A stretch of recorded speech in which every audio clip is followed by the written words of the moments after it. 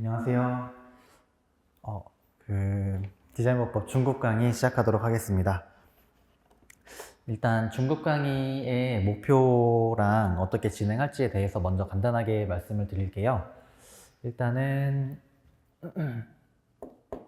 수강 대상에 대해서 먼저 좀 이야기를 드리면은, 지금 저희가 올해 1월부터 이제 공부를 시작하셨다라고 했을 때 올해 12월이 이제 다가오고 있고, 내년에 2월에 시험이 이렇게 예정되어 있습니다.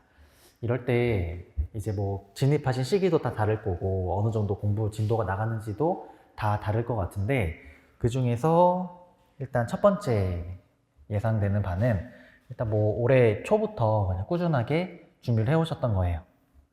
현재 이 시점인데, 올해 꾸준하게 준비를 해와서 이제 뭐 기본 이론도 어느 정도 좀 공부를 하셨고, 문제도 좀 풀어보셨고, 이런 상황에서 지금 왔다.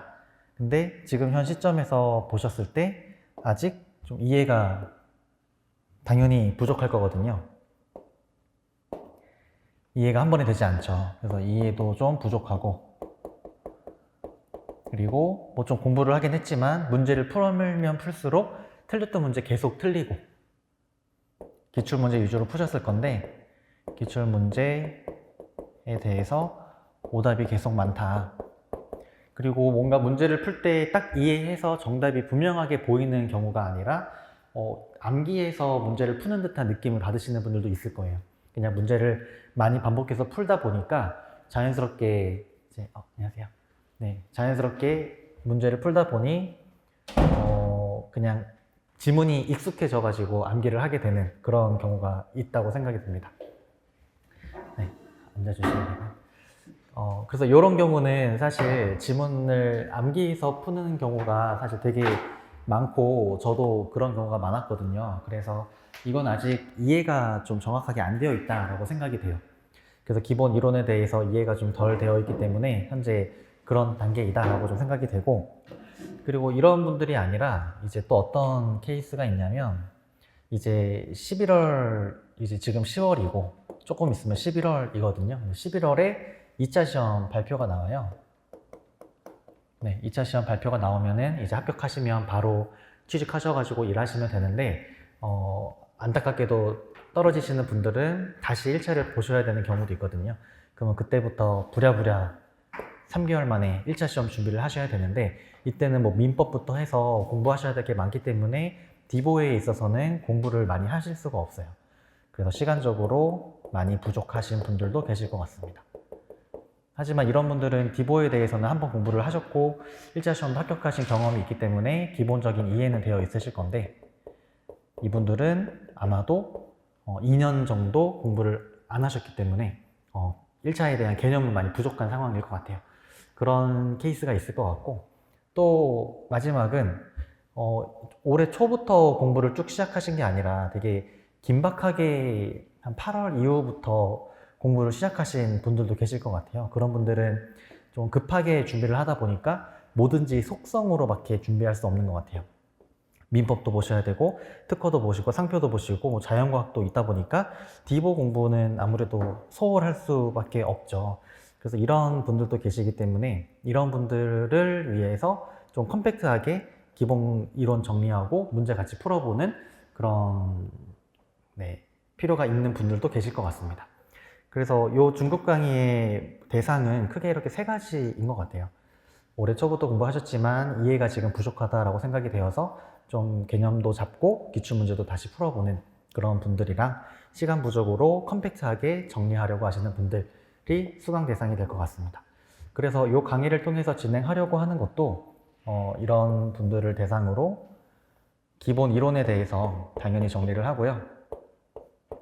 대신에 뭐 기본적인 개념은 다 아실 거니까 뭐 하나하나 설명드리진 않을 거고, 좀 시험에 나올 만한 거 위주로 중요한 거, 또 헷갈리는 거, 사람들이 많이 틀리는 부분, 그런 거 위주로 기본 이론에 대해서 한번 공부를 할 거고, 두 번째로는 중요 기출 문제를 좀 같이 풀어볼 거예요. 네. 기출 문제도 굉장히 많아서 이것만 풀어도 사실 시간이 굉장히 많이 걸리거든요. 그래서 뭐 모든 문제를 풀 필요까지는 없을 것 같고, 기출 문제 중에서 좀 많이 틀리시고 헷갈리시는 부분 위주로 볼 것 같습니다.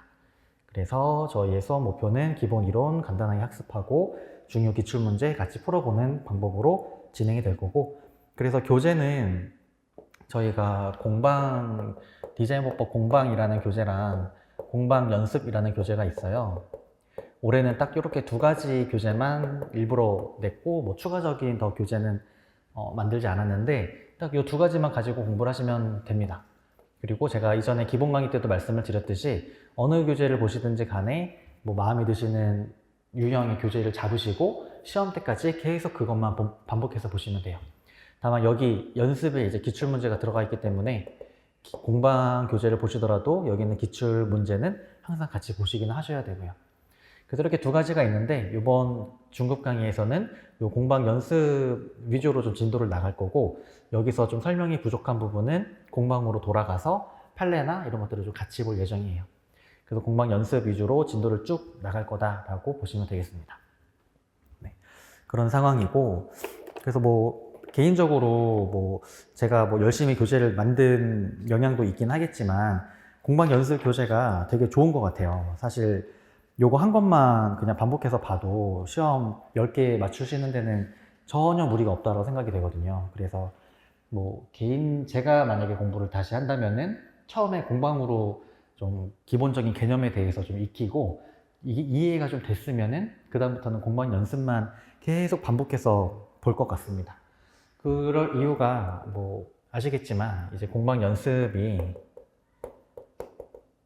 구성이 조문 먼저 가장 나오죠.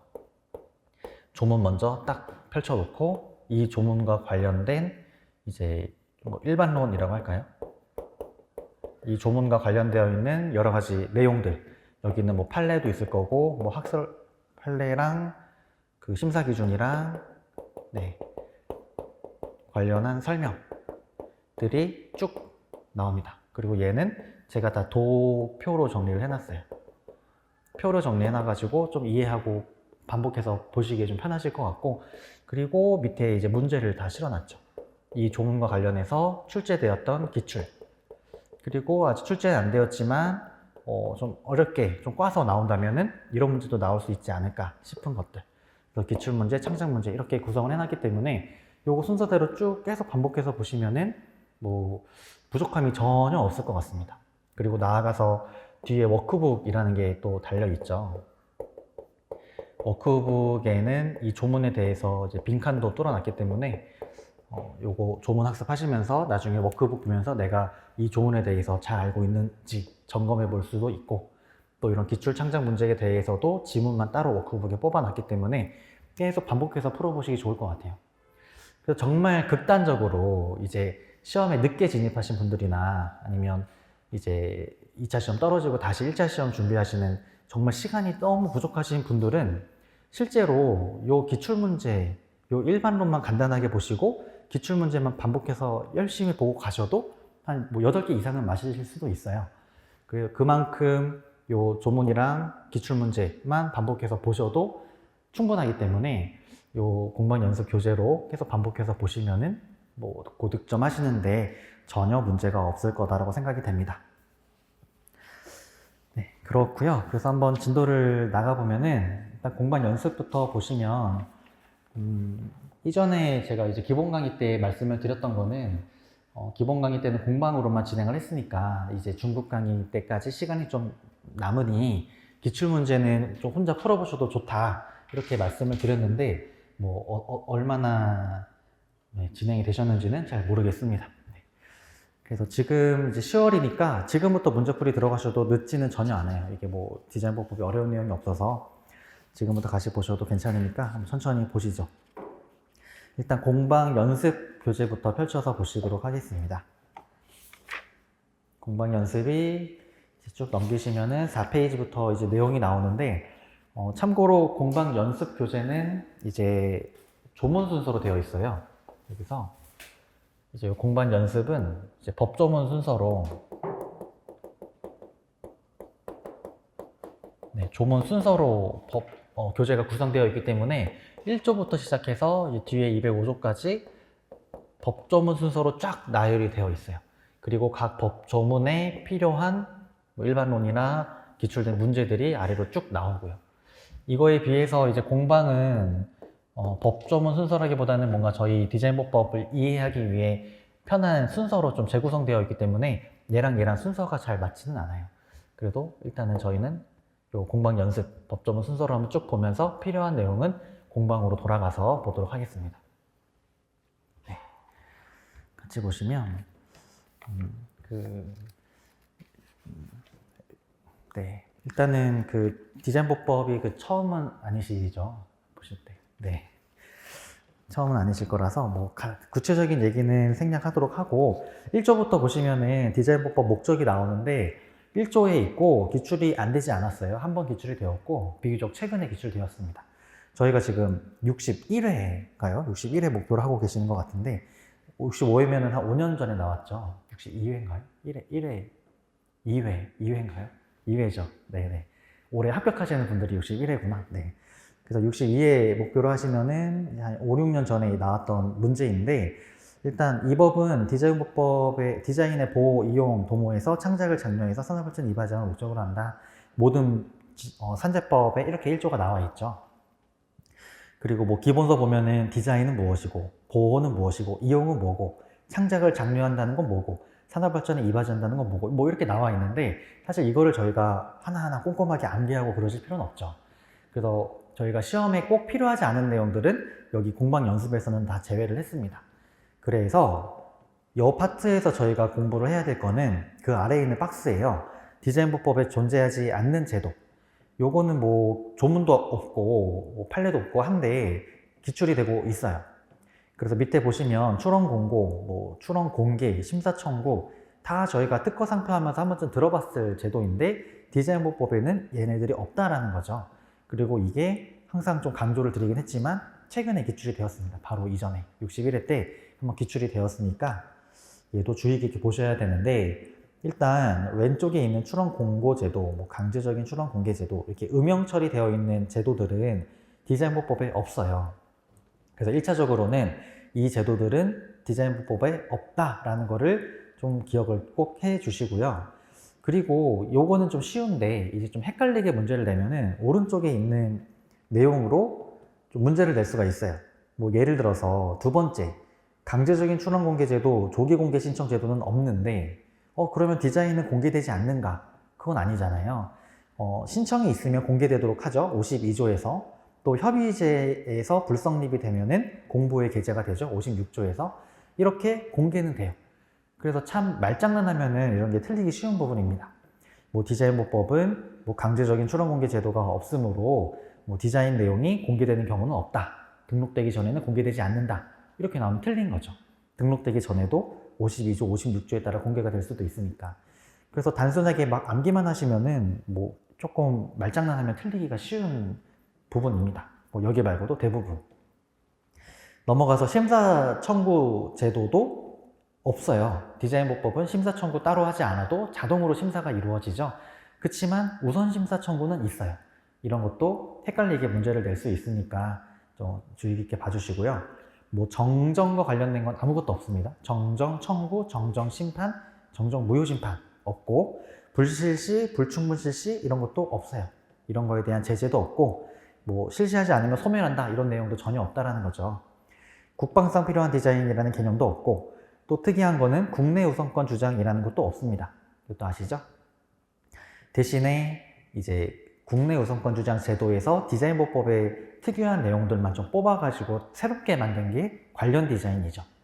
그래서 국내 우주도 이제 처음 출원된 내용 중에서 개량된 내용을 우선권 주장해서 출원할 수 있도록 하는 게 국내 우주인데 디자인보법에는 개량된 디자인을 추가로 보호해 줄 수 있도록 관련 디자인 제도를 두었습니다.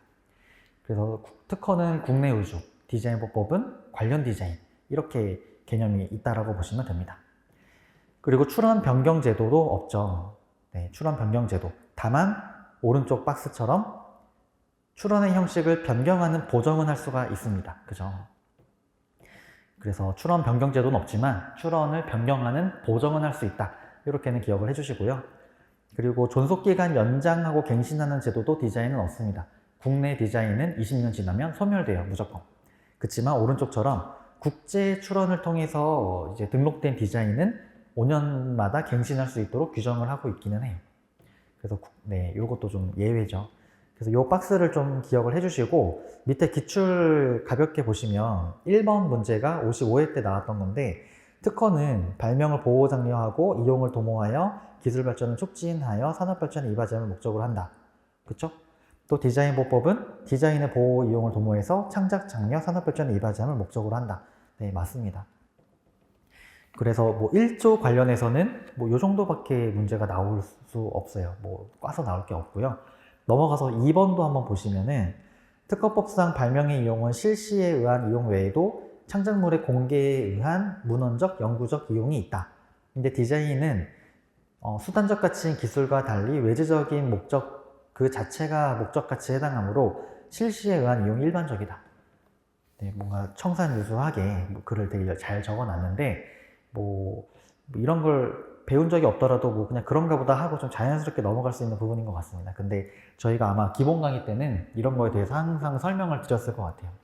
일단 특허는 뭐 간단하게만 한번 보면은 저희가 출원하고 나서 1년 6개월 있다가 공개가 되잖아요. 1년 6개월 있다가 공개가 되어버리기 때문에 강제적으로 공개가 되죠. 이 강제적인 공개의 이유는 이제 사람들이 이 공개된 내용을 참고해서 좀 더 개량된 발명을 하라라는 목적으로 세상에 공개시키는 게 되게 커요, 실제로. 그래서 실제로 저희가 변리사로서 나중에 필드를 나가잖아요. 필드 나갔을 때 저희가 하는 주된 업무 중에 하나는 뭐 요런 거. 너희가 기술 개발한 거 내가 등록시켜 줄게. 그래서 출원하고 등록까지 해주는 요 작업을 당연히 많이 하고 또 많이 하는 게 얘가 만약에 뭐 애플이에요. 애플이 이렇게 출원해가지고 등록을 받는 과정에 우리가 뭐 삼성을 대리하고 있다 라고 한다면 저희가 삼성 대리인이라면은 이렇게 애플이 출원하면은 얘네들도 언젠가는 무조건 공개가 되죠. 중간에 취하하지 않는 이상 이 무조건 공개가 되는 내용을 저희가 분석을 해요. 이 특허에 대한 분석을 해요. 이걸 선행조사라고 하는데 이런 선행문헌, 선행기술에 대해서 조사를 해가지고 지금 애플이 이런 첨단 기술을 개발했다. 뭐 화이자가 이런 첨단 기술을 개발했다. 뭐 이런 선행 기술 조사를 해서 우리 기업에 알려주는 거예요. 그러면 우리 기업은 이런 거 보고 우리도 이거 우리 제품에 차용할 수 있겠다. 뭐 이런 식으로 이런 내용을 적극적으로 활용을 해요. 그래서 뭐 논문뿐만 아니라 이런 특허에 들어가 있는 내용들도 상당히 저희가 분석을 열심히 해가지고 저희 걸로 만드는 작업을 실제로 많이 합니다. 그래서 이런 것들이 결국은 여기서 말하는 그 문헌적, 연구적인 이용이다라고 하는 거죠. 문헌적, 연구적 이용. 그래서 특허는 이런 이용이 실제로도 많이 이루어지는 부분인데 디자인은 사실 그런 게 별로 없죠. 디자인은 일단 뭐 출원되고 나서 공개는 안 되고 대부분 나중에 등록이 되면 공개가 될 건데 이 디자인이 공개된 걸 보고 뭔가 문헌적으로 저희가 이용한다라는 개념은 별로 없는 것 같아요. 보통 디자인 출원하고 나서 여기서 제품 출시를 하잖아요. 제품 출시하면은 이 제품을 보고 저희가 뭐 비슷하게 만들든 뭐 좀 더 업그레이드 하든 하지 이 디자인 출원 내용을 저희가 분석해가지고 뭐 참고하고 뭐 이러지는 많이 없거든요. 그래서 이런 문헌적 연구적인 이용보다는 그냥 실시에 의한 이용이 일반적인 게 맞습니다. 그래서 특허는 문헌적 연구적 이용이 일반적이고 저희 디자인은 그냥 실시에 의한 이용이 일반적입니다.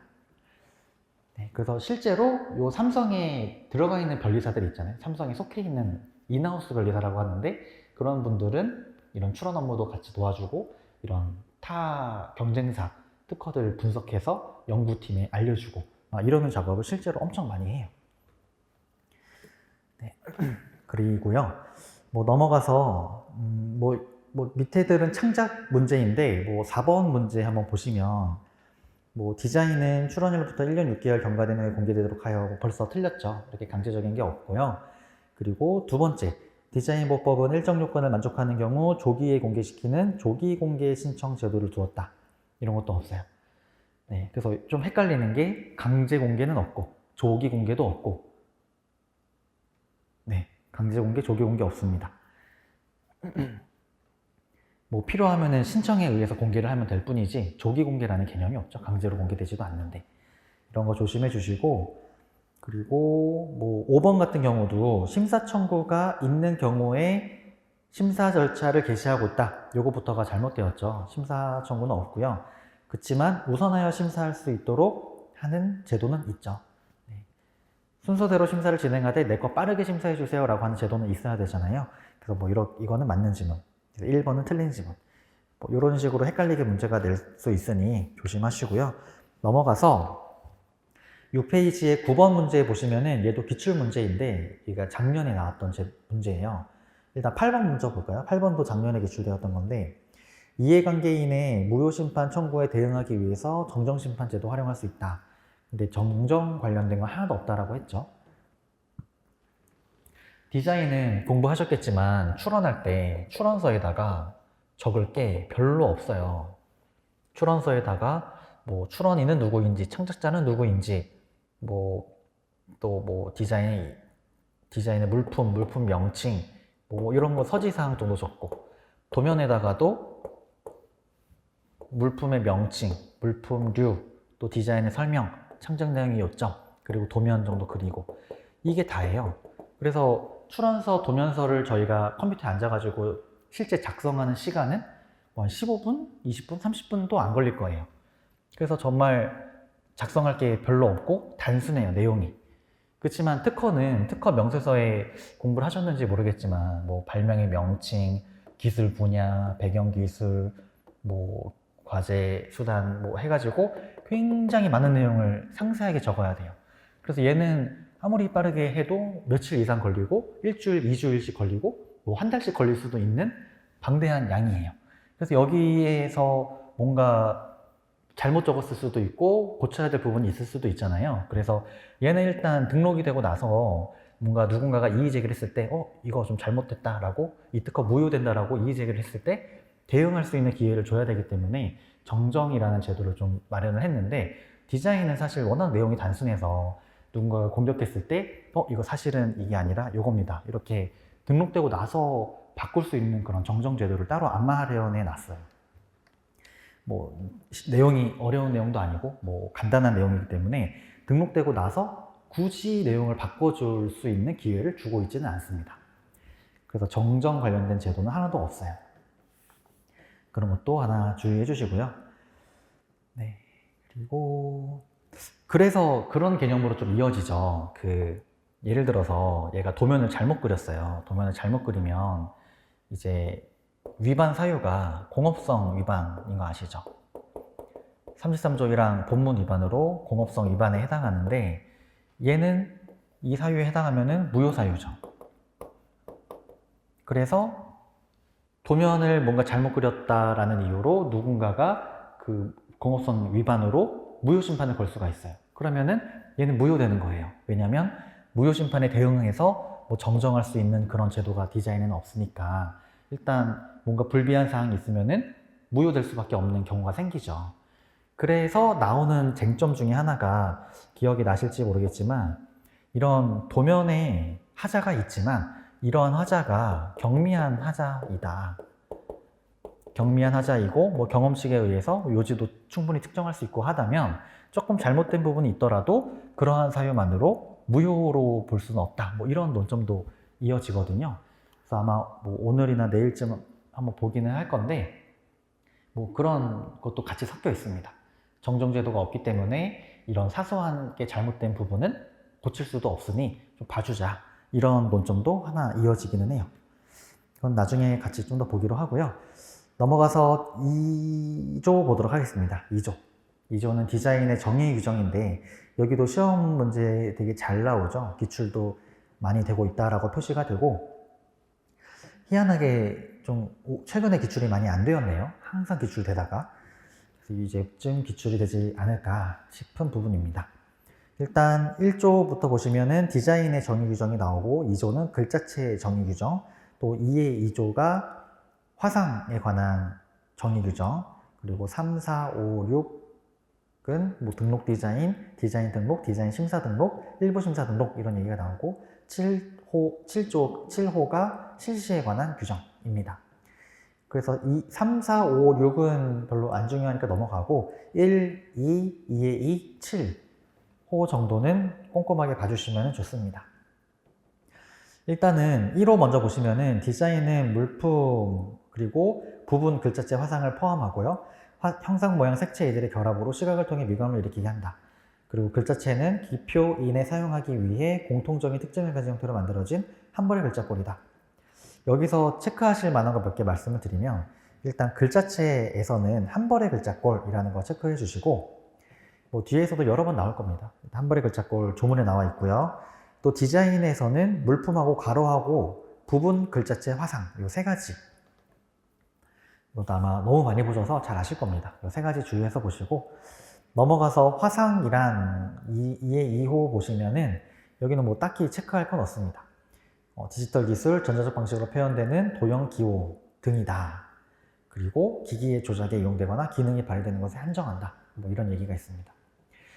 하나 체크하신다면 화상의 부분 정도 체크하시면 화상 디자인도 부분 디자인이 가능하다라는 거 확인하실 수가 있겠죠. 이렇게 법조문에 명확하게 나와 있는 거는 출제 1순위예요. 출제하시는 분들도 논란의 여지 없이 출제해도 부담이 없잖아요. 이런 거는 논란의 여지가 없으니까. 그래서 이렇게 조문 꼼꼼하게 보시라는 게 그런 의미고 밑에 실시 부분도 넘어가시면 감옥은 주어가 디자인의 대상이 되는 물품이죠. 그리고 좀 더 분명하게 화상은 제외한다라고 적어놨어요. 그리고 남옥의 주어는 디자인의 대상이 화상일 때 그래서 일반적인 물품일 때, 화상일 때 이렇게 두 가지를 나누어서 7호에서 규정하고 있습니다. 그래서 감옥은 일반적인 물품은 생사, 양대, 수, 청 요것이 실시의 태양이고 남옥에서 화상은 생사, 청 그리고 그 화상을 저장하는 매체를 양대, 수, 청 이렇게 되어 있죠. 그래서 얘는 그냥 두 문자로 암기해 버리시면 편할 것 같아요. 얘를 만약에 문제를 낸다면 정말 치사하게 뭐 생사, 양대, 수수청에서 뭐 하나 뺀다든지 뭐 하나 더 넣는다든지 이럴 건데 그러면 그냥 저희 두 문자만 암기하면 해결되죠. 물품은 생사, 양대, 수수청 화상이라면 그 화상을 생사청 그리고 화상을 저장한 매체 뭐 USB 이런 거 얘를 양대, 수수청 하는 거 이게 실시 태양에 해당합니다. 그 정도 보시고 넘어가서 디자인의 성립 요건에서 성립 요건은 물, 형, 시심 네 가지다 라는 거 그것만 알면 되시고요. 흠결시 취급은 공업상 이용 가능성 흠결이죠. 그리고 얘는 거정, 의무 모두 해당한다. 다 아실 거라서 넘어가고요. 물품성에서도 정의는 요 첫 번째 그 정의 박스도 판례예요. 그래서 얘도 좀 잘 기억을 해주셔야 되는데 이 판례를 세 가지로 구분할 수가 있습니다. 첫 번째 로마자 1번 보시면 물품은 독구 유동이다 라고 되어 있죠. 요거 한 문장 먼저 기억하시고 두 번째 로마자 2번에서 물품이 디자인 대상이 되기 위해서는 통상의 상태에서 거래 대상이 되어야 된다. 통상의 상태에서 거래 대상이 되어야 된다. 여기 두 번째. 그리고 세 번째. 만약에 물품이 부품이라면 추가로 호환성도 있어야 되는데 이 호환성은 반드시 실제 거래사회에서 현실적으로 거래되고 호환될 것을 요구하는 게 아니라 그러한 가능성만 있으면 된다. 이것도 많이 보셨을 겁니다. 그래서 이 판례가 하나의 문장이지만 이 세 가지 그 구성을 쪼개가지고 지문화할 수 있거든요. 그래서 물품은 독구유동이다. 그리고 독립된 상태에서 거래 대상이 되어야 된다. 그리고 부품이라면 호환성도 갖추어야 되는데 가능성만 있으면 된다. 이 세 가지를 꼭 기억해 주시고 얘도 시험 문제로 잘 나옵니다. 그리고 그 밑에 박스는 이제 독립성, 유치성, 구체성, 동산성 각각 나오는데 여기는 원칙과 예외, 독립성이 없는 경우, 예외적으로 있는 경우, 유치성이 없는 경우, 있는 경우 이렇게 다 나눠놨어요. 그래서 한 번씩 읽어보시면 되는데 독립성이 없는 경우에서 눈으로만 몇 개만 보시면 양말의 뒷구, 찻잔의 손잡이 이런 거는 뭐 잘 아실 겁니다. 네, 독립성이 없죠. 독립된 상태에서 거래 대상이 안 되니까. 근데 체크하실 거는 합성물의 구성각편이에요. 합성물의 구성각편. 기억 부분 끝에 있는데 이게 좀 저는 개인적으로 예전에 공부할 때 좀 헷갈렸던 부분인 것 같아요. 그래서 이제 합성물의 구성각편.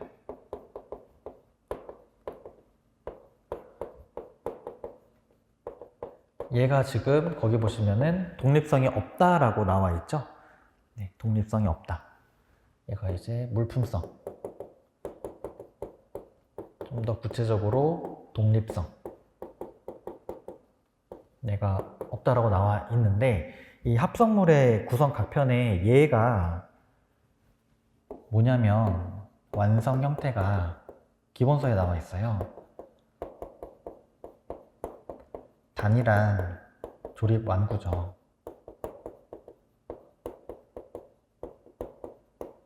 이 합성물의 예시가 되게 많지만 그 중에 하나가 완성 형태가 단일한 조립 완구입니다. 그리고 얘를 굳이 하나 따로 빼놓은 이유가 얘랑 구별되는 게 요거죠. 완성 형태가 다양한 조립 완구. 말이 너무 비슷해가지고 요거 두 개가 항상 헷갈리더라고요. 그래서 얘를 좀 잘 구별해서 보셔야 되는데, 완성 형태가 단일하다는 거는 여러 가지 구성 물품을 모아서 조립했을 때 항상 한 가지 형태만 나온다라는 거. 그래서 제가 얘로 뭐 로봇 완구라고 말씀을 드렸고, 팔다리 몸통이 모여서 하나가 완성되는 형태. 그리고 다양한 조립 완구는 레고죠, 레고. 네, 얼마든지 다양한 형태가 완성될 수 있는 조립 완구. 이렇게 조립 완구. 네. 다양한 조립 완구. 이렇게 있을 때 물품성이 얘는 결여되는데 얘는 인정이 돼요. 잠시만요. 좀 해결하셨나요? 이렇게 얘가 뒤에 가서 좀 더 보실 건데요. 합성물의 예시가 얘라고 했죠. 그래서 얘도 이제 합성물이 조립되어 있는 상태랑, 그리고 이런 합성물 하나하나 구성 각편으로 나뉠 거고, 얘도 조립 완구가 조립된 상태랑, 그리고 이런 조립 완구 각각 하나하나 구성 각편. 결국 이렇게 네 가지 경우의 수가 나뉠 거고, 이 네 가지 경우의 수에 대해서 심사 기준에서는 물품성이 인정이 되냐 안 되냐, 물품성에서도 특히 그 독립성이 인정이 되냐 안 되냐를 구별하고 있고, 얘네들이 1디자인 1출원 요건을 만족하냐 안 하냐를 구별해서 설명하고 있죠. 이랬을 때 방금 봤던 그 조문은 합성물의 구성 각편, 즉 완성 형태가 다양한 단일한 조립 완구의 구성 각편은 물품성이 없다라고 심사기준이 얘기를 하고요. 그리고 그 다음 줄 디귿번 보시면은 완성 형태가 다양한 조립 완구의 구성 각편은 물품성을 갖춘 것으로 본다라고 되어 있죠. 완성 형태가 다양한 조립 완구의 구성 각편은 물품성을 갖춘 것으로 본다. 그래서 이런 것들도 문제로 나오면 되게 헷갈릴 것 같아요. 완성 형태가 단일한 조립 완구의 구성 각편은 물품성이 없고, 완성 형태가 다양한 조립 완구의 구성 각편은 물품성이 있다. 이렇게 먼저 기억을 해주시고, 그리고 뒤에 가서 배우시겠지만 두 번째 논점은 이렇게 조립된 상태가 1디자인을 만족할 것이냐가 논점이에요. 왜냐하면 이렇게 각 구성 물품이 모여있는 상태는 각각의 물품들이 모여있으니까 걔는 1디자인이 아니라고 볼 수도 있잖아요. 그래서 이렇게 조립된 상태는 1디자인이냐 아니냐 가지고 심사기준이 이야기를 하는데, 완성 형태가 단일한 조립 완구가 조립되어 있는 상태, 즉 로봇 완구가 조립되어 있는 상태는 1디자인으로 본다라고 하고요. 완성 형태가 다양한 조립 완구가 조립되어 있는 상태는 1디자인이 부정된다라고 이야기를 하죠. 그 얘기가 저희 공방 연습에서 15페이지 넘겨보시면 박스가 하나 있는데요. 완성 형태가 단일 다양한 조립 완구 정리라고 되어 있는 박스가 지금 제가 설명해 놓은 그 내용입니다. 그래서 완성 형태가 단일한 조립 완구, 다양한 조립 완구의 구성 각편, 조립된 상태를 각각 나누어서 물품성을 만족하냐, 1디자인을 만족하냐 제가 적어놨죠. 그리고 적어놓은 부분에서 가로친 부분은 심사기준에 없는 내용이에요. 심사기준에서는 가로를 안 친 부분에 대해서만 이야기를 하고 있는데, 저희가 해석을 해보자면은 이제 가로친 부분까지 채워 넣을 수가 있습니다. 그래서 심사기준은 이렇게 정의를 하고 있어요. 그래서 당연한 게 뭐 인형이든 뭐든 인형의 머리, 팔, 몸통, 다리 이렇게 있으면은 얘는 1디자인으로 봐야 되지, 머리, 몸통 하나하나 개별 물품으로 봐서 다물품으로 보지는 않잖아요. 대신에 레고처럼 뭔가 각각의 구성 물품이 등록 대상이 되는 상황인데 얘네들을 뭉쳐놨으면은 얘네들은 다물품으로 봐서 얘는 1디자인 1출원 위반으로 봅니다. 그래서 요거 항상 문제로 나오면 헷갈리기 때문에 제가 좀 말씀을 드렸고 그 15페이지에 정리를 해놨습니다. 네. 그리고 뭐 나머지도 지금 채워 넣어 보면은 이제 로봇 원구가 조립되어 있는 상태는 그 조립되어 있는 상태로 독립거래 대상이 되잖아요. 로봇들을 사고 팔고 하니까. 그래서 얘는 동그라미. 그리고 레고가 완성되어 있는 상태도 독립거래 대상이 되기는 하는데 뭐 얘는 굳이 언급을 안 해도 되는 게 1디자인 1출원이 아니고 1디자인 1출원이 아니기 때문에 얘도 굳이 세모로 쳐도 네, 될 것 같습니다. 잠시만요. 네. 세모로 친 게 교재에는 동그라미를 쳐놨는데 당연히 레고가 조립되어 있는 상태도 사람들이 독립거래 대상이 되니까 그 자체로 사고팔고 하니까 얘를 동그라미로 봐도 되는데 뭐 1디자인 1출원이 아니니 1물품도 아니다 뭐 이렇게 봐서 X라고 하시는 분도 계셔가지고 뭐 세모로 해놨습니다. 그리고 완성 형태가 단일한 조립왕국의 구성 각편 이 로봇의 팔 한쪽은 1디자인 만족을 하죠. 팔 한쪽이 이 물품은 아니잖아요. 얘는 맞고 또 구성 각편도 레고 블럭 하나하나도 1디자인은 맞죠. 그래서 나머지도 채워보면 이렇게 되는데 결국 등록이 가능한 거는 얘네예요, 얘네. 별다른 위반 사유가 없어서 등록이 가능한 거는 이렇게 두 가지 케이스. 그래서 완성 형태가 다양한 조립 완구의 구성 각편, 레고 블럭 하나하나는 등록 대상이 되죠. 그리고 완성 형태가 단일한 조립 완구가 조립되어 있는 상태에도 등록 대상이 됩니다.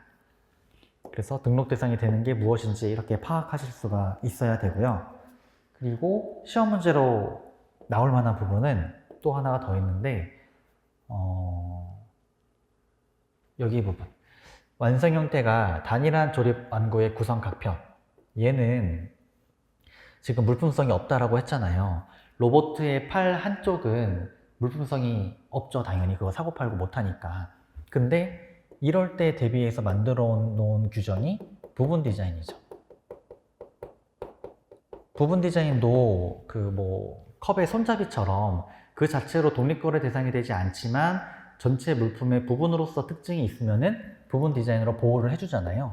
그래서 얘 같은 경우도 이 팔 한쪽이 뭔가 특징이 있어요.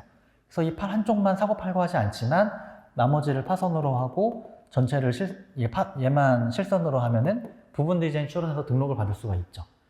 그래서 이런 합성물의 구성 각편은 그 자체로는 등록 대상이 되지 않지만 부분 디자인으로는 등록이 가능하다. 이렇게 기억을 해주셔야 돼요. 그래서 또 문제에서 장난치면은 이런 합성물의 구성 각편은 등록받을 수 있는 경우가 없다. 이래 버리면 또 틀린 지문이 되는 거기는 하죠. 네, 그래서 일단 1차 시험에서는 이 정도만 기억하셔도 될 것 같습니다. 1차적으로 합성물이 조립되어 있는 상태의 구성 각편에 대해서 여기 1디자인 만족하냐, 물품성 만족하냐 요거 먼저 기억을 해주시고 또 완성 형태가 다양한 조립 방법도 마찬가지로 그거 기억하시고 그래서 등록이 가능한 케이스는 뭔지 요거 결론 기억하시고 합성물의 구성 각편도 부분 디자인으로는 등록이 가능할 수 있다. 그거까지 기억을 해주시면 됩니다. 그 얘기가 다시 7페이지 돌아오시면은 그 독립성 부분에서 리을 부분에 나와 있습니다. 리을 부분. 합성물의 구성 각편은 합성물의 부분 디자인으로는 등록 가능하다. 그 얘기가 나오죠. 그래서 이것도 뭐 시험 문제로 충분히 나올 수가 있는 부분입니다. 합성물의 구성 각편은 부분 디자인으로 등록 가능. 뭐 합성물의 구성 각편은 등록받을 수 있는 방법이 없다. 이러면 틀린 거고. 그래서 그거 하나 잘 기억해 주시고 뭐 니은은 잘 아시는 부분이죠. 일반적인 부분 디자인에 대한 설명입니다. 그리고 그 공방도 같이 옆에 하나 펴보시면 공방 15페이지 한번 가보시면은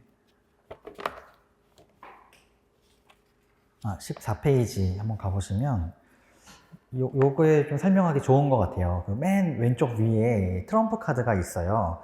트럼프 카드는 합성물의 한 가지 예시예요. 합성물의 예시. 트럼프 카드. 네, 트럼프 카드는 합성물의 하나의 종류인데 왼쪽에 있는 거는 합성물의 구성 각편, 즉 트럼프 카드 중 일부죠, 일부. 그리고 오른쪽이 완성 형태, 합성물 전체죠. 그래서 왼쪽에 합성물의 구성 각편, 오른쪽에 합성물이다라고 보시고 왼쪽 거는 등록이 안 돼요. 합성물의 구성 각편은 물품성 결여라고 했죠. 그 자체로 독립거래 대상이 안 되니까. 근데 오른쪽처럼 합성물 자체는 디자인 등록 대상이 됩니다. 실제 밑에 등록 번호도 있고요. 그래서 이런 합성물이 지금 조립되어 있는 상태라고 볼 수 있잖아요. 예저에 합성물이 지금 조립되어 있는 상태. 그러면 물품성도 당연히 인정이 되고 얘네들은 1디자인처럼도 만족하기 때문에 등록 대상이 됩니다. 일단 그렇게 보시고 왼쪽에 있는 잭 카드 3장은 그럼 등록받을 수 없냐? 그게 아니라 얘도 부분 디자인으로는 등록 가능하다. 이렇게 보시면 되겠죠. 그래서 예를 들어서 오른쪽에 있는 전체 합성물에서 이 잭 카드만 실선으로 놓고 나머지를 다 파선 처리한다면은 부분 디자인으로 이 잭 카드 3장에 대해서 등록을 도모할 수가 있어요. 그래서 그 정도 요 예시는 좋은 예시인 것 같아서 하나씩 참고해 주시면 될 것 같고요. 뭐 나머지는 기본서에는 예시들 한번 쫙 봐주시면 되고 넘어가서 뭐 유체성도 잘 아시죠? 형태가 없으면 유체성이 없는 거, 빛, 뭐 기체, 열 이런 거 아실 거고요. 넘어가시고 유체성이 예외적으로 있는 경우는 뭐 디귿번 정도, 글자체 화상 디자인, 그리고 화면 디자인 이런 애들은 뭐 유체성을 인정해주죠. 또 넘어가서 구체성도 시멘트, 설탕, 분상물, 입상물, 집합으로 된 것처럼 특정 형태가 없으면 구체성 흠결이다. 그리고 니은번은 서비스 디자인이죠. 이런 서비스 디자인도 구체성 흠결이다. 하지만 예외적으로 정형화, 고형화 되어 있는 분상물, 입상물의 집합은 구체성이 있다. 네, 그 원칙과 예외 어렵지 않아서 한 번만 보셔도 다 이해되실 겁니다. 그리고 동산성도 원칙과 예외. 원칙은 부동산은 안 되지만 예외적으로 반복해서 양산 가능하고 운반 가능하면 동산성이 있다. 이것도 잘 아실 겁니다. 얘도 하나 체크해 주시면 기본서 16페이지 한번 보시면은 뭐 그래서 뭐 그 공방 연습에다가 뭐 옆에 메모해 두셔도 괜찮을 것 같고요. 기본서 16페이지에 이거와 관련된 판례가 있는데 한증막 판례죠. 그래서 한증막 판례도 다 잘 아실 거예요. 근데 가끔씩 결론을 헷갈려 하시는 분들도 계셔서 좀 정확하게 이해를 해주시면은 이 한증막 판례의 결론은 물품성이 부정된다라는 거였어요. 그 이유가 이 한증막이 너무 크고 그리고 얘를 뭐 시공하는 방법이나 이런 걸 봤더니 막 계속 쌓아서 한 21단의 높이로 만들고 사람이 들어가는 높이도 4단의 높이로 만들어야 되고 뭐 두께도 두껍고 해서 얘는 현장 시공으로만 건축이 가능하다라는 내용이었죠. 그래서 반복적으로 양산할 수 있고 운반 가능한 부분은 아니어서 부정된다. 구체성, 유체성이 없다. 동산성이 없다. 라고 하는 판례였습니다. 그래서 이렇게 같이 말씀드린 이유가 나중에 혹시 2차 시험 가셨을 때 디자인법법 선택을 하신다면은 요 한증막 판례를 모르시면 안 되거든요. 다 이미 알고 오셔야 되는 판례라서 네, 1차 시험에서는 결론만 아시면 되지만 이 판례 원문도 같이 좀 말씀을 드립니다. 네, 그래서 판례에서 몇 가지 키워드만 같이 보시면 뭐 두 번째 줄에 재질이라는 것도 뭐 석재와 황토라는 거 그리고 그 다음 줄에도 적층해서 구성했다라는 것도 있죠. 뭔가를 계속 쌓아서 만들었다라는 거죠. 또 장시간 그리고 넘어가서 중간 부분쯤에 4단의 높이 27단의 높이로 종과 같이 적층했다라는 얘기도 나와요. 딱 중간쯤에. 그래서 화강암을 27단의 높이로 쌓는 건 상당히 뭐 공장에서 막 찍어낼 수 있는 부분은 아니잖아요. 사람이 손으로 하나하나 올려야 되는 부분이고 또 그 밑에 화강암 4단의 높이로 2개의 출입문을 설치했다라는 것도 사람이 들어갈 만한 높이가 4단의 높이면 27단은 얼마나 클지 상상이 좀 되죠. 네, 이런 거를 봤을 때 밑에서 두 번째 줄 현장 시공을 통해 건축되는 부동산에 해당한다. 그래서 공업적 생산 방법에 의해 동일한 형태를 양산하고 운반할 수 있는 유체동산은 아니다 라고 되어 있습니다. 그래서 키워드가 밑에서 두 번째 줄에 현장 시공 요거랑 양산이랑 운반 이렇게 세 가지예요. 그래서 뒤에서도 아마 잠깐 보긴 할 것 같은데 그 부동산에 있어서 얘가 동산성이 인정이 되냐 안 되냐를 판단할 때 키워드가 아까 말씀드렸던 현장 시공 그리고 뭐 양산할 수 있는지 그리고 운반 가능한지 이렇게 세 가지인데 만약에 현장 시공으로 건축이 되는 것은 이제 부동산 이거요. 동산성이 결여되는 거고 양산하고 운반될 수 있는 거는 동산성이 인정이 되는 거 이렇게 보시면 돼요. 그래서 뭐 저희가 이론적으로는 그냥 쉽게 이해가 되는데 예전에 기출문제가 막 뭐 애매한 물품이 나와요. 어떤 애매한 물품을 하나 주어지고 얘는 동산성이 인정이 되냐 안 되냐 이렇게 물어보면은 저희가 이런 물품이 동산성이 인정되는지 안 되는지 본 적이 없거든요. 그래서 저희가 스스로 판단을 해야 되는데 판단할 때 이 세 가지 키워드 가지고 얘 정도면은 꼭 현장 시공만으로 하는 게 아니라 공장에서 양산해가지고 운반할 수 있겠다 싶으면은 이제 동산성이 인정이 되는 거고 아니면 부정되는 거고 뭐 그렇습니다. 그래서 뭐 예시로 뒤에서도 나오겠지만 뭐 도로의 입체 교차로 같은 거 그 뭐 사거리, 삼거리 이렇게 교차로를 저희가 현장에서만 만들 수가 있잖아요. 당연히. 그래서 그런 것들은 부동산이고 뭐 한증막 말고 뭐 방범 초소 뭐 이런 것처럼 공장에서 찍어내고 트럭으로 운반할 수 있고 얘네들은 동산으로 보고 그렇게 기준을 세워서 보셔도 되겠습니다. 넘어가시고 형태성에서는 특별하게 중요한 건 없고 한 가지만 체크하시면 되는데 형상에서 필수적 구성 요소이다 정도만 체크해 주세요. 형태성은 형상, 모양, 색채들의 결합이잖아요. 그 중에서 형상은 필수 요소이다. 그것만 체크하시고 시각성도 시각으로 정의될 것, 시각으로 파악되고 육안으로 식별되고 외부에서 보일 것. 요 세 가지가 시각성의 요건이죠. 근데 나머지는 하나도 어려울 게 없고 육안으로 식별될 것에서 기억, 니은 다 중요한데 아실 겁니다. 입상물, 분상물 하나의 단위는 안 된다. 근데 확대해서 관찰하는 게 통상적이면 괜찮다. 잘 아실 거고 외부에서 보일 것도 분해하거나 파괴해야만 볼 수 있으면 안 된다. 근데 뚜껑을 여는 거나 투명한 것처럼 자연스럽게 내부가 보이면 괜찮다. 다 아실 겁니다. 거기다가 또 표시해 놓게 기본서 19페이지입니다. 기본서 19페이지 가시면 그 조명기구용 지지 틀 판례가 있는데 얘도 아까 봤던 한증막 판례랑 똑같이 굉장히 중요하고 유명한 판례죠.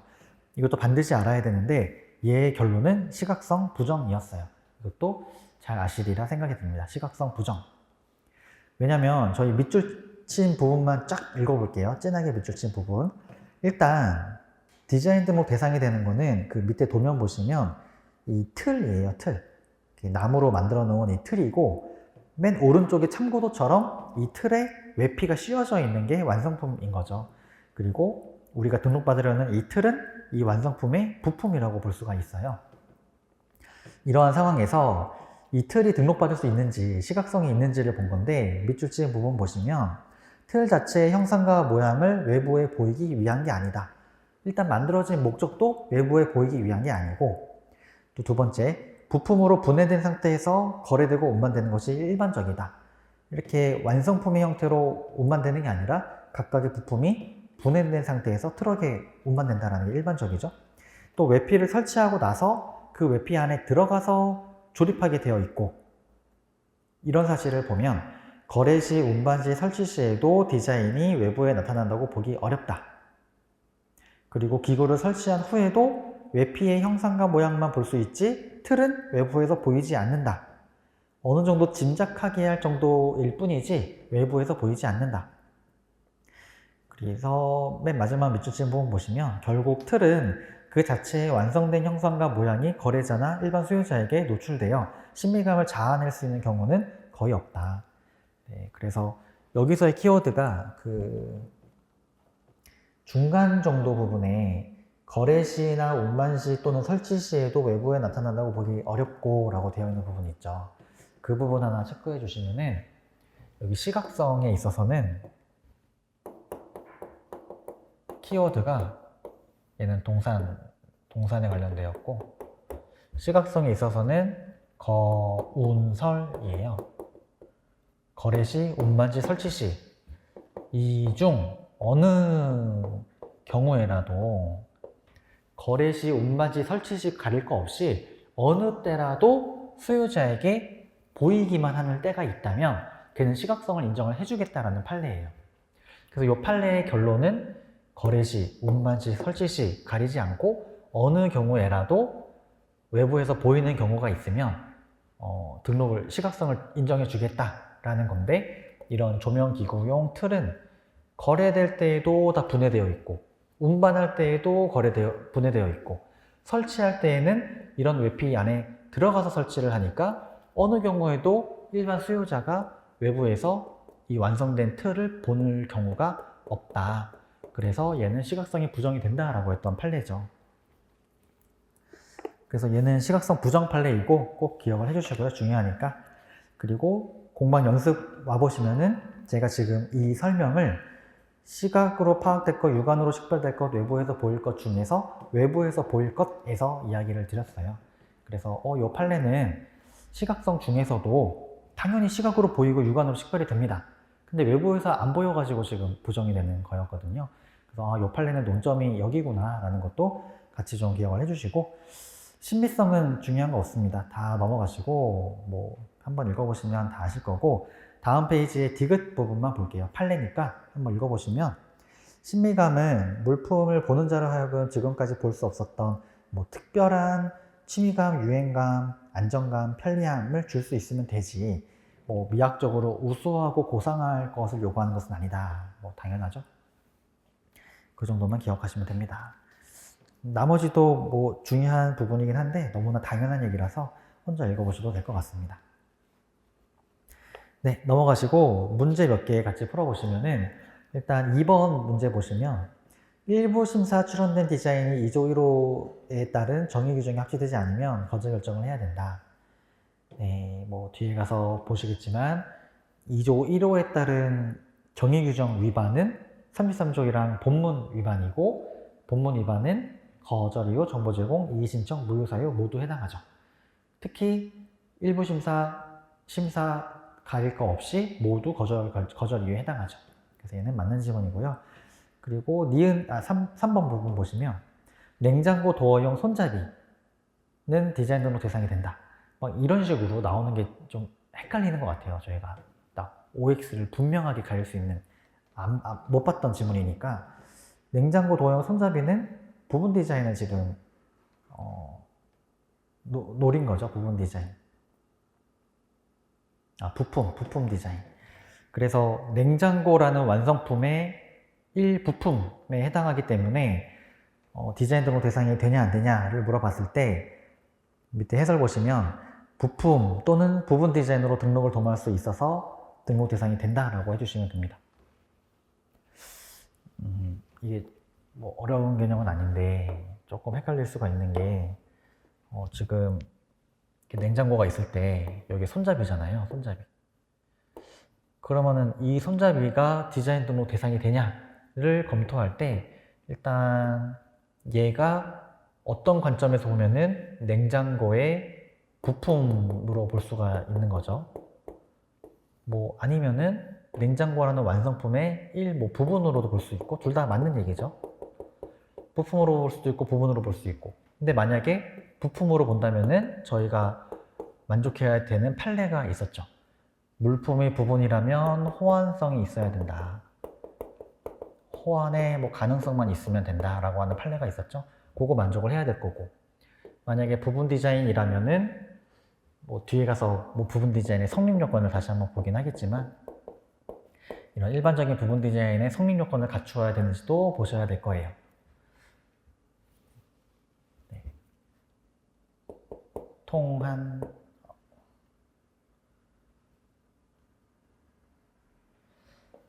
문자가 갑자기 생각이 안 나는데, 이 성립 요건 갖추어야 될 겁니다.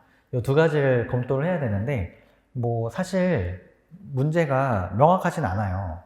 부품으로 본다면은 다른 물품과의 호환성이 인정이 돼야 되는데 호환성이 인정이 된다 안 된다라는 단서가 없잖아요. 만약에 이 냉장고 손잡이가 굉장히 특유한 디자인이라서 이 냉장고에만 적용이 되고 다른 냉장고에 적용이 안 되면은 얘는 물품성 흠결로 등록을 못 받아요.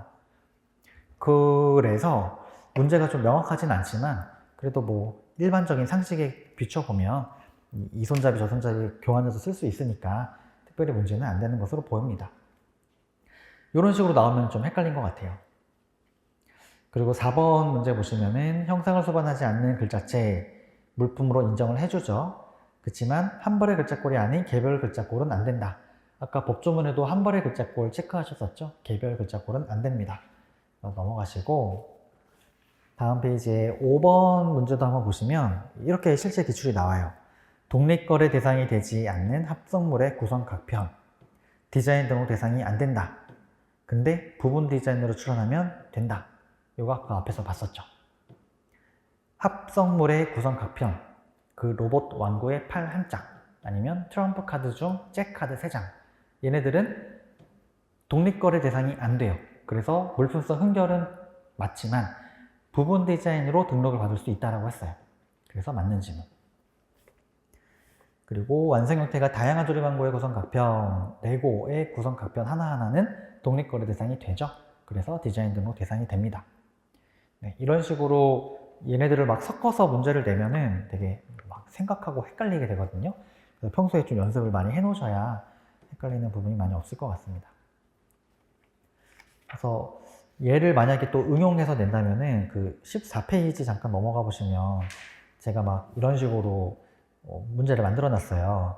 뭐 현숙이가 디자인한 완구는 뭐 어떠어떠하고 영철이가 디자인한 완구는 어떠어떠하다. 이래서 얘네들이 완성 형태가 다양한지 단일한지 이랬을 때 조립된 상태가 등록받을 수 있는지 뭐 구성 각편이 등록받을 수 있는지 뭐 이런 거 가지고 저희가 문제를 만들어 놨으니까 이거 한번 나중에 풀어보시면은 조금 더 이해가 잘 되실 겁니다. 네, 다시 넘어와서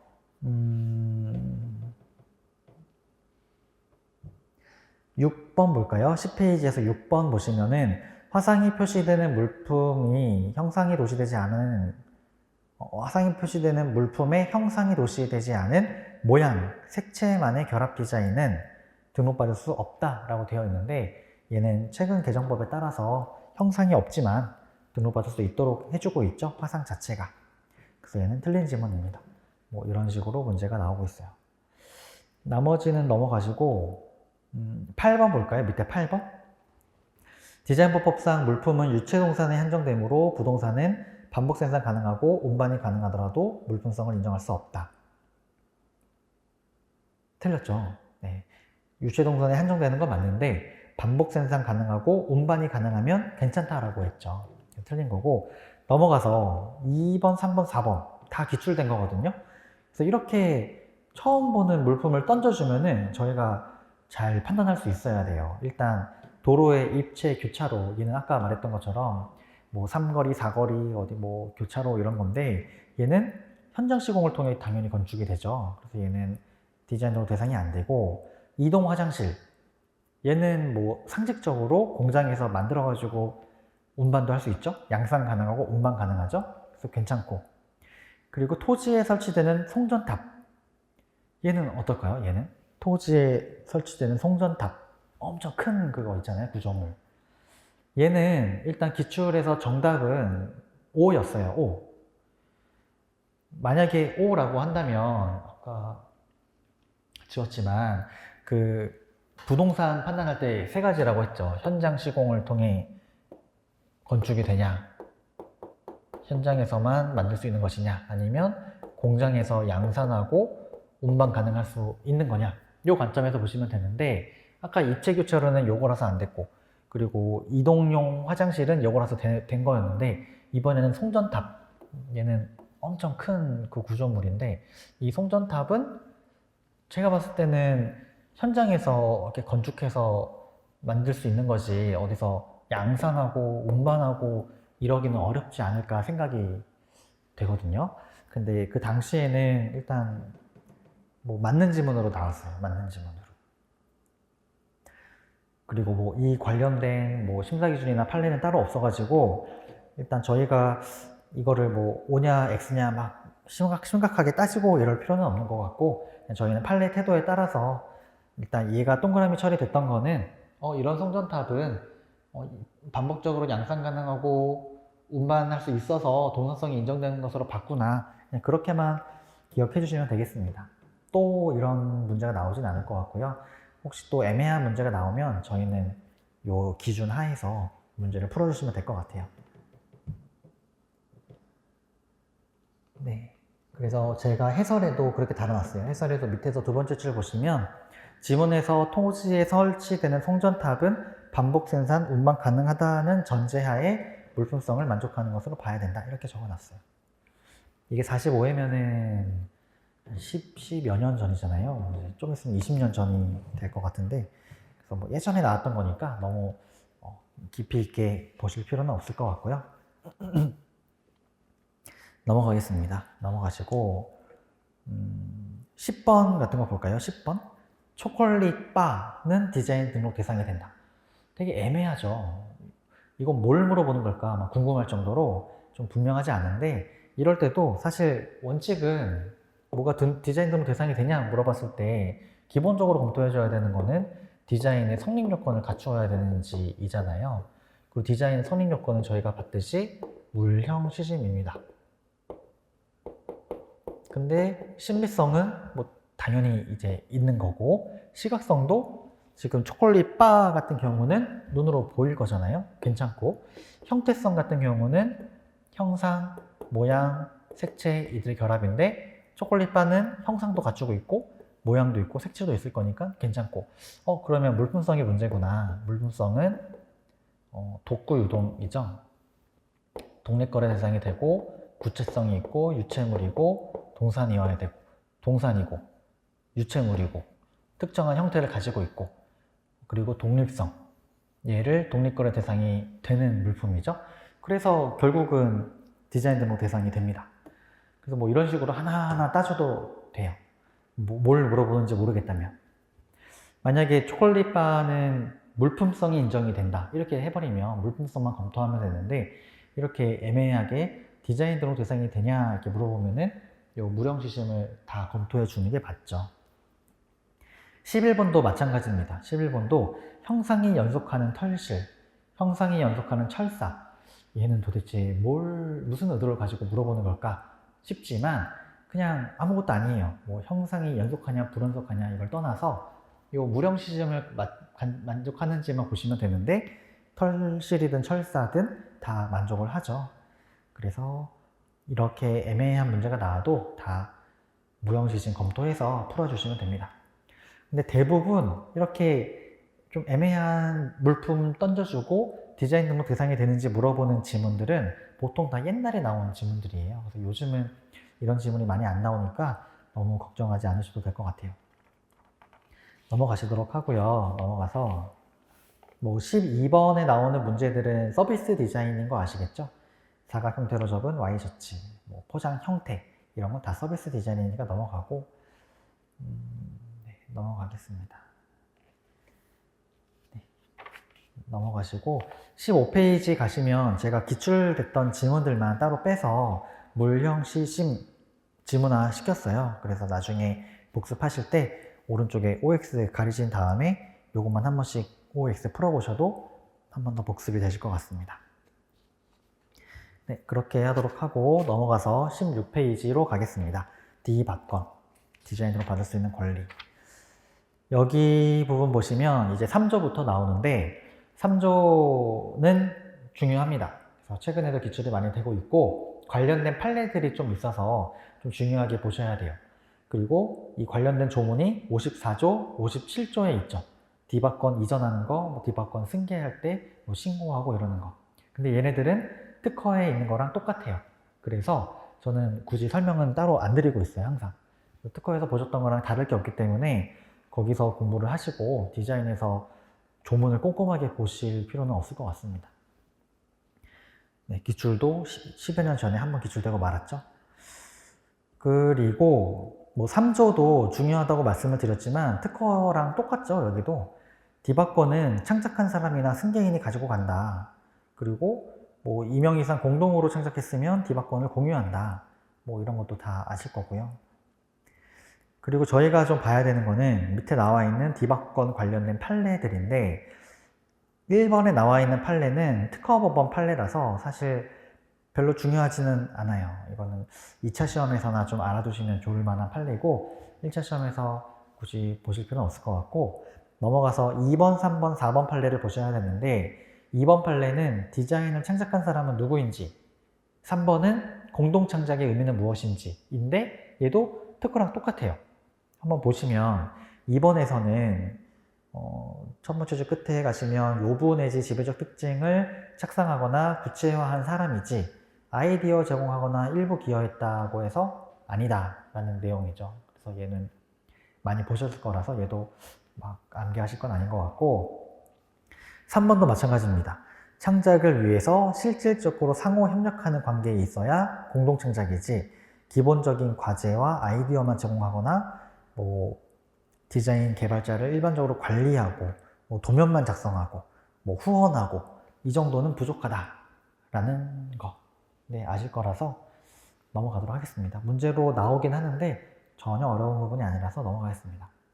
그리고 기억하실 건 4번 판례입니다. 4번 판례. 얘는 디자인보법의 특유한 판례이고 최근에 판시가 되었던 판례입니다. 기출도 한번 되었고요. 그래서 보시면은 이것도 아마 아실 건데 이게 갑이라는 사람이 처음에 디자인을 창작했어요. 이 사람이 디자인을 처음에 창작하고 이 디자인을 창작한 거에 대한 권리를 을한테 넘긴 거죠. 양도를 했어요. 디바권은 양도가 가능하죠. 이전 가능하기 때문에 디바권을 을한테 넘겼어요. 그리고 나서 을이 이제 출원을 한 거죠. 이제 승계인이 디자인으로 출원을 해가지고 등록을 받았어요. 여기까지는 문제 없죠? 을이 창작하진 않았지만 승계인이면 디바권 가지니까 출원해서 등록받는 거는 문제가 안 됩니다. 근데 여기서 이제 문제가 얘가 이제 출원서 제출해야 될 거잖아요. 근데 그 출원서에다가 출원인은 나다라고 썼어요. 근데 창작자를 적어야 되는데 창작자는 갑이거든요. 근데 제3자를 적은 거죠. 자기 아들을 적어서 낸 거예요. 이랬을 때 이렇게 등록이 되었을 때 뭐 출원인은 잘 적었고 문제가 안 되는데 문제는 지금 이 창작자를 잘못 적었다라는 거죠. 허위 기재. 좀 더 나쁘게 말하면 창작자를 지금 허위로 기재를 한 건데 이 허위 기재한 사실이 디자인 등록의 무효 사유이냐 이게 지금 논점이 되었던 거죠. 네, 근데 대법원 판례는 이게 뭐라고 대법원까지 가는지는 모르겠지만 대법원까지 가서 이야기를 한 거는 일단 출원인, 디자인권자가 창작자로부터 적법하게 디바권을 양도한 승계인이라면 이 출원에서 등록까지의 과정에는 전혀 문제가 없다. 전혀 문제가 없고 그렇다면 설사 이 창작자를 잘못 기재했다 하더라도 이 창작자를 잘못 기재했을 때 무효 사유다, 거절 이유다 라는 이야기가 없거든요. 법조문에 전혀 없어요. 그래서 창작자를 잘못 기재했다라는 사유만으로 디자인이 무효가 된다라고 볼 수 없다라고 하는 게 이 판례죠. 그래서 저희는 이제 결론은 창작자를 잘못 기재했다는 사정만으로 무효 사유가 되지는 않는다. 뭐 그것만 기억하셔도 됩니다. 그래서 판례도 보시면 첫 번째 줄에서는 창작자가 아니더라도 승계인이 직접 출원해서 등록받으면 무효 사유가 아니다. 이거는 당연하죠. 잘 아시는 거고. 그래서 디바권의 승계인에 의해서 출원된 이상 출원서에 창작자가 사실과 다르게 기재되어 있다는 사정만으로 무효 사유는 아니다라고 하는 판례입니다. 그래서 여기 최근에 나온 판례이고 2차 시험에서도 기출문제로 나왔고 1차 시험에서도 기출문제로 나왔고 한 문제입니다. 네, 그래서 특별한 내용은 아니지만 중요한 거고 넘어가겠습니다. 넘어가서 다음 페이지 18페이지에 몇 가지만 보시면 3번 기출문제 볼까요? 디자인 창작에 관여한 자가 창작자로 인정받으려면 해당 디자인의 창작에 실질적으로 기여해야 하므로 아이디어만 제공하거나 뭐 도면만 작성했으면 안 된다. 이거 뭐 앞에 판례 안 봐도 아시겠죠? 이 정도에서 문제가 나옵니다.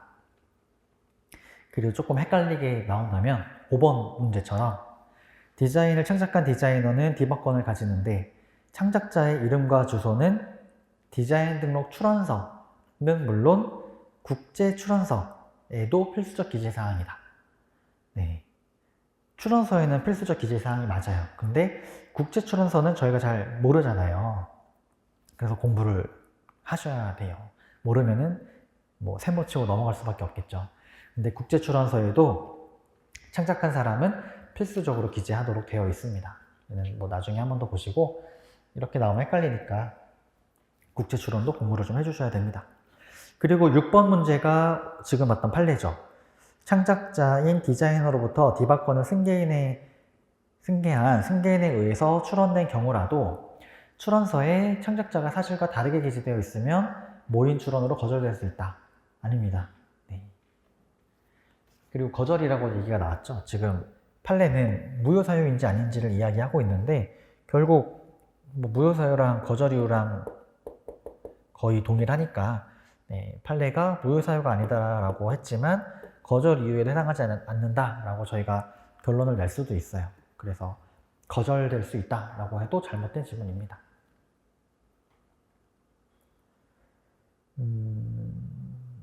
네. 그리고 뭐 나머지는 넘어가도록 하고 그리고 7번 문제처럼 뭐 위반했을 때 거절 이유, 이의신청, 무효사유에 해당한다.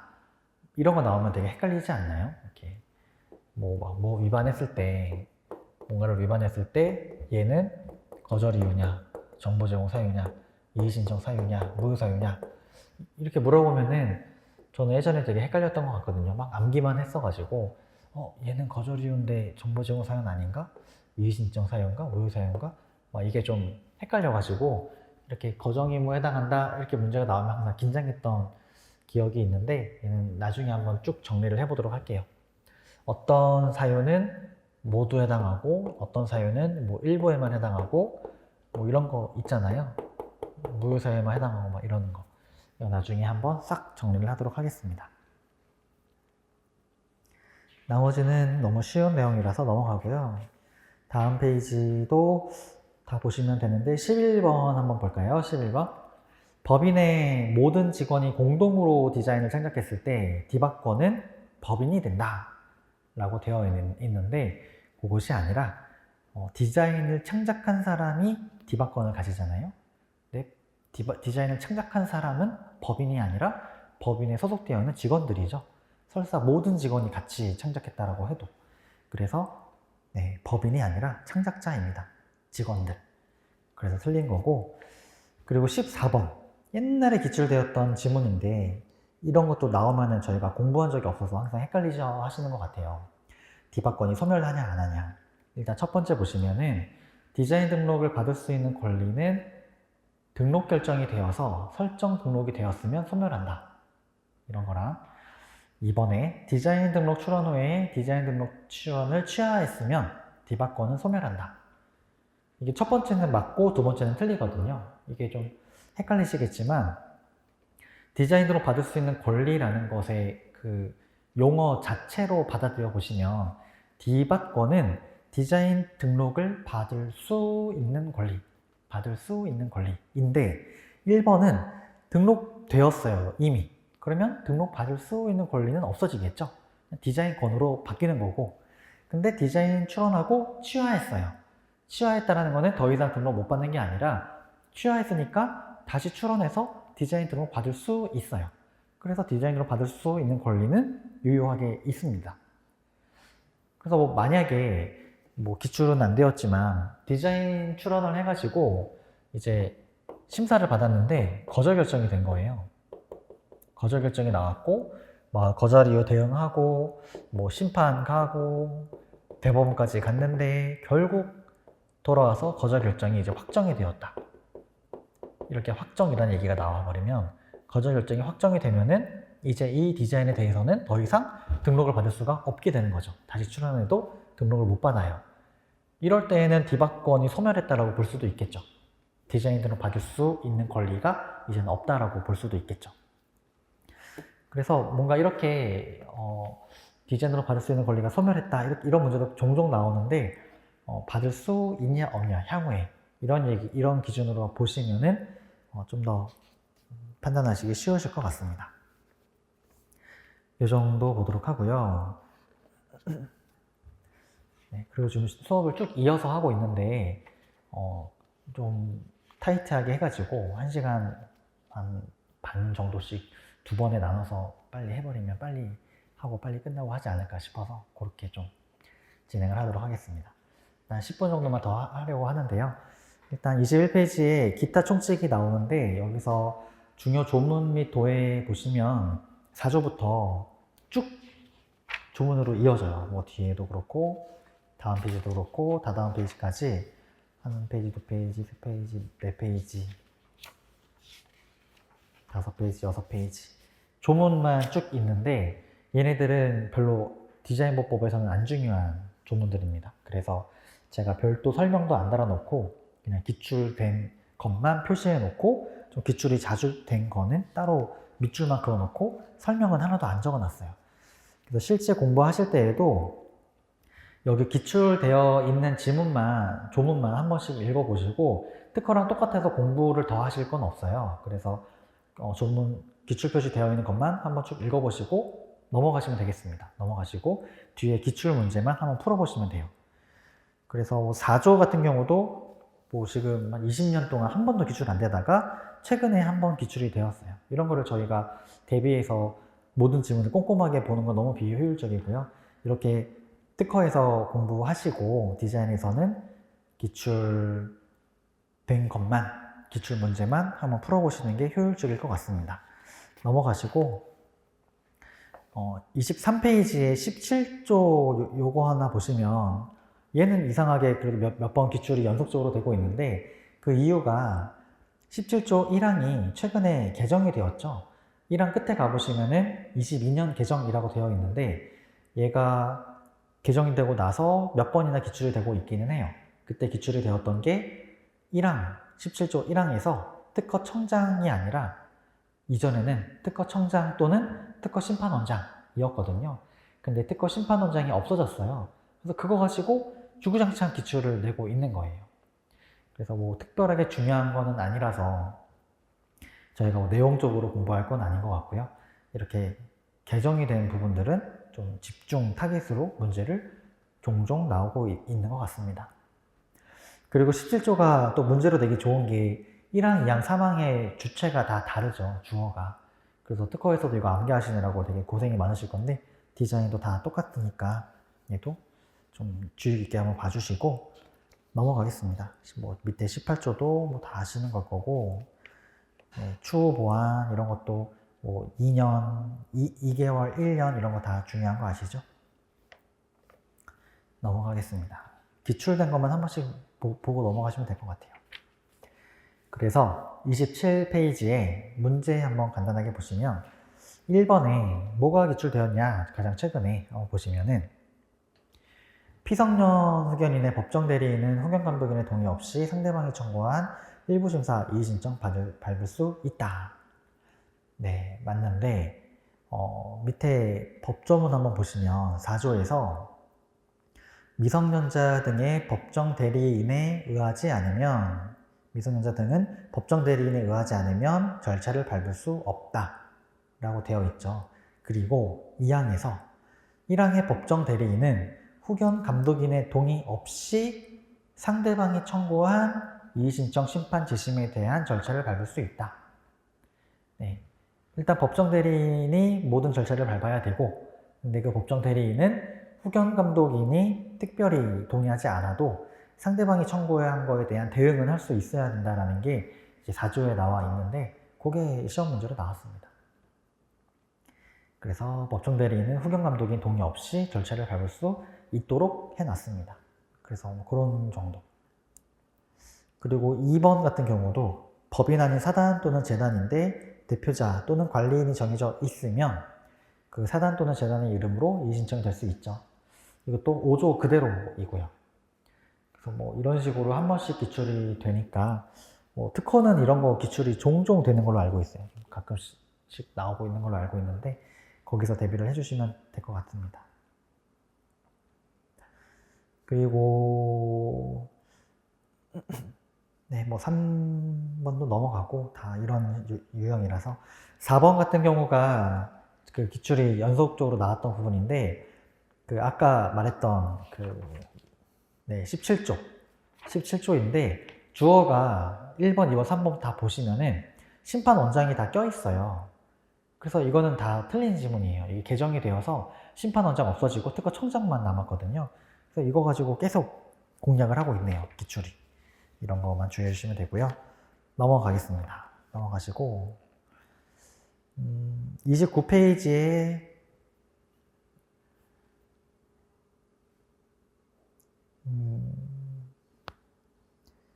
10번 볼까요? 29페이지 10번. 10번 보시면 얘도 기출인데요. 합병에 의해서 소멸회사의 디박건이 존속회사에 승계되었다. 이때 존속회사가 지체 없이 그 취지를 특허청장에게 신고하지 않으면 승계 효력이 발생하지 아니한다. 얘는 일단 잘못되었는데 밑에 법 해설 한번 보시면은 57조에 디자인 등록 출원하고 나서 디박건의 승계가 있을 때에는 상속 그 밖의 일반 승계의 경우를 제외하고는 출원인 변경 신고를 해야 효력이 발생한다 라고 되어 있어요. 이거는 아마 아실 건데 여기서 말하는 상속 기타 일반 승계가 합병이에요. 합병. 그 중에 하나가 합병이에요. 일반 승계의 한 가지 유형이 합병입니다. 합병. 그래서 합병이라면 그 별도로 출원인 변경 신고를 하지 않아도 승계의 효력이 발생해요. 합병은 일반 승계의 1유형으로 보기 때문에 네, 그렇게 기억을 하시고 이제 이렇게 뭐 상속이나 기타 일반 승계 그리고 일반 승계에는 합병이 또 포함된다고 했죠. 이런 경우에는 별도로 신고를 하지 않아도 승계의 효력이 발생을 한다라고 한 게 이렇게 권리가 있다라고 했을 때 누군가가 이때 사망을 해서 이제 상속이 이루어지잖아요. 아니면 회사가 없어져 가지고 다른 회사한테 넘겨진다든지 이렇게 사망을 했으면은 사망을 하고 나서 이제 뭔가 취지를 신고한다. 이제 권리가 이 사람이 죽어서 승계인한테 권리가 넘어갔습니다 라고 신고를 한다라고 했을 때 이 신고가 곧바로 이루어지지 않으면은 이때부터 이때 사이는 이제 권리의 공백이 생기는 거예요. 뭐 A라는 사람이 사망했으면 그 상속인이 당연하게 권리를 취득하는 건데 자연적으로. 근데 신고를 하지 않았다라는 이유만으로 그 신고하기까지의 요 기간이 공백으로 남아있기 때문에 그런 거는 권리의 공백이 생기는 거는 방지해야겠다 싶어서 이렇게 자동적으로 다른 사람한테 승계가 이루어지는 경우에는 별도로 신고를 하지 않아도 이제 승계 효력이 발생하도록 만들어 놓은 거고 다만 특허청이든 기관에서도 이런 사실을 인지하고 있어야 되니까 나중에 그 취지를 알려달라 이런 승계가 있었다라는 취지만 알려달라 라고 하는 거죠. 제가 그 얘기를 밑에 해설에 위에서 네 번째 줄 가로에 넣어놨습니다. 보시면은 일반 승계의 경우에는 승계의 원인, 사망이든 합병이든 발생한 순간부터 권리가 승계된 것으로 봅니다. 이는 출원인 변경 신고가 있은 후에 승계 효력이 발생하는 것으로 본다면 승계 원인이 발생한 순간부터 변경 신고가 있기까지 권리에 단절이 생기기 때문입니다. 따라서 승계의 경우 별도 변경 신고가 없어도 승계의 효력이 발생하는 것으로 하되 취지만 신고하도록 규정하고 있습니다. 네. 그런 이유로 상속 기타 일반 승계는 항상 제외하고 있는 거예요. 어디 조문에서든지. 네, 그 정도 보시고 양가로 2번도 한번 읽어보시면 특허청장, 심판관은 중단된 절차를 수개하지 않으면 수개를 명해야 되겠죠? 수개하라고 명해야 될 거고 수개 명령을 받은 자가 기간 내에도 수개하지 않았으면 어떻게 되냐? 다음 날에 수개한 것으로 본다. 그래서 헷갈릴 수 있는 게 그 권리 승계 효력이 발생하지 않은 것으로 본다가 아니라 자동으로 승계한 것으로 본다, 수계한 것으로 본다, 이렇게 결론이 난다는 것도 좀 특이하니까 기억해 주세요. 보통은 뭐 명령했을 때 기간 내에 안 하면 안 한 것으로 본다, 뭐 없는 것으로 본다 이렇게 끝나는데, 얘는 기간 내에 수계하지 않아도 자동으로 승계한 것으로 본다, 이렇게 결론이 납니다. 네, 넘어가겠습니다. 뭐 나머지 11번, 12번 다 법조문에 있는 거 하나씩 바꿔가지고 문제를 낸 거라서 그 정도로만 보시면 되겠고요. 네, 여기까지 보고 한 5분, 10분 쉬었다가 이 디자인의 동일 유사 부분부터 마저 진도 나가도록 하겠습니다.